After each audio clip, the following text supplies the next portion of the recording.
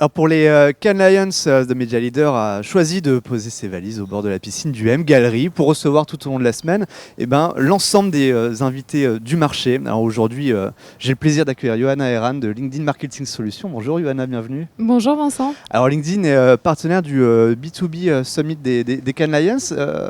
Qu'est-ce que ça dit aujourd'hui de la place du B2B justement? Qu'est-ce que ça raconte cette place que prend le B2B dans la pub, dans la créativité publicitaire sur le marché?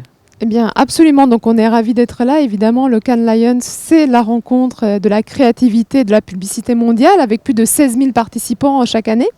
Et donc, pour la deuxième année consécutive, LinkedIn est le partenaire de la partie B2B. Et nous tenons en ce moment même au Carlton le B2B Summit, qui est une rencontre justement des professionnels du B2B. On va avoir des conférences, des panels, des échanges sur les thèmes de la créativité, du branding dans le B2B avec des CMO, avec des experts justement de LinkedIn et d'autres partenaires. Et ça fait donc 4 ans que ce prix B2B a été créé ici au Cannes Lions.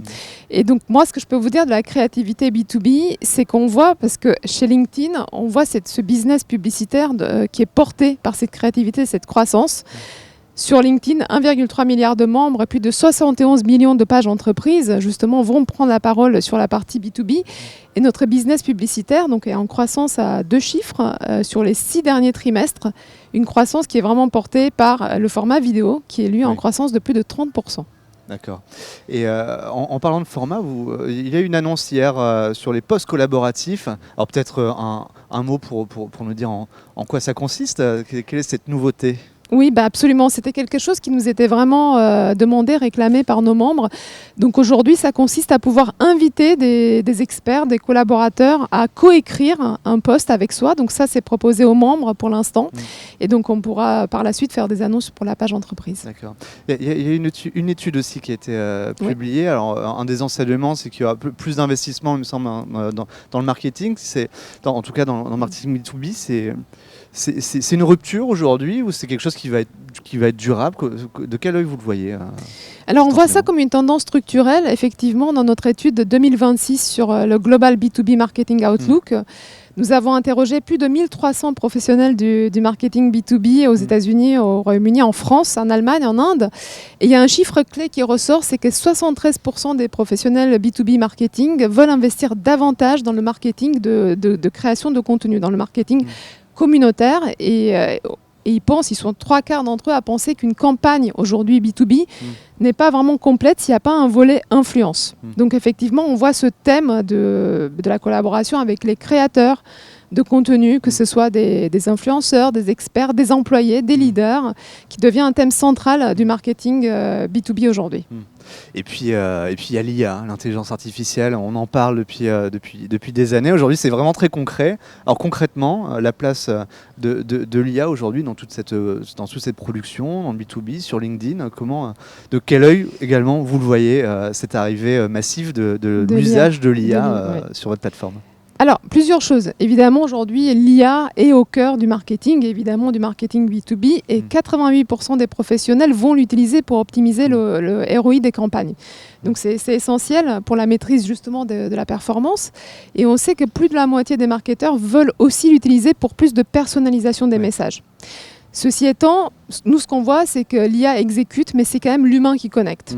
Un autre chiffre marquant, c'est que presque 100%, enfin c'est 94% pour te dire, des marketeurs B2B aujourd'hui vont à un moment donné utiliser les LLM dans le parcours de recherche pour trouver des marques, des produits B2B. Et donc ça veut dire une chose, ça veut dire qu'il faut travailler 3 choses. La créativité, la crédibilité, et ça justement avec les créateurs de contenu et les experts, et enfin la lisibilité par les IA.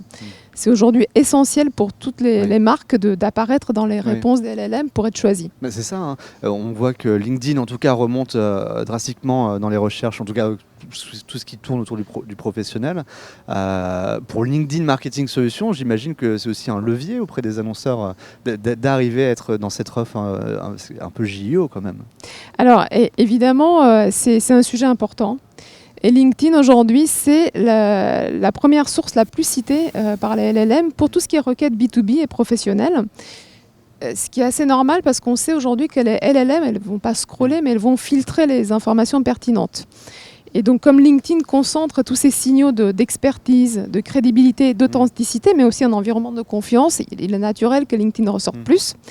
Donc, comment ça a changé la relation ou la discussion avec nos clients? En fait, on va les accompagner et les guider pour que, lorsqu'ils prennent la parole, ils le fassent justement sur des formats qui sont les plus pertinents, ou en tout cas les plus cités par les LLM. Et il y en a 3 aujourd'hui. Le premier, ce sont les articles et les newsletters. Donc c'est vraiment des formats un peu longs, j'ai envie de dire, qui permettent d'incarner avec des exemples concrets, des cas d'usage, la marque et la proposition de valeur.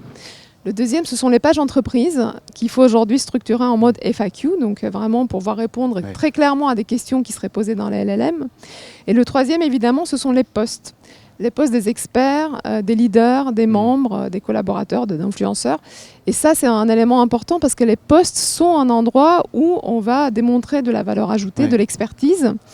Et je pense que la grande rupture qu'on est en train de vivre, c'est qu'on n'est plus du tout dans une logique de volume, mais de pertinence.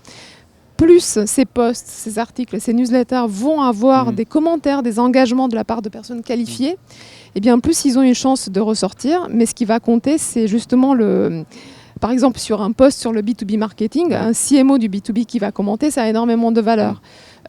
C'est pas la logique du volume. Par exemple, un médecin, effectivement, qui a interagi, c'est très bien, mais ça va pas apporter la même crédibilité.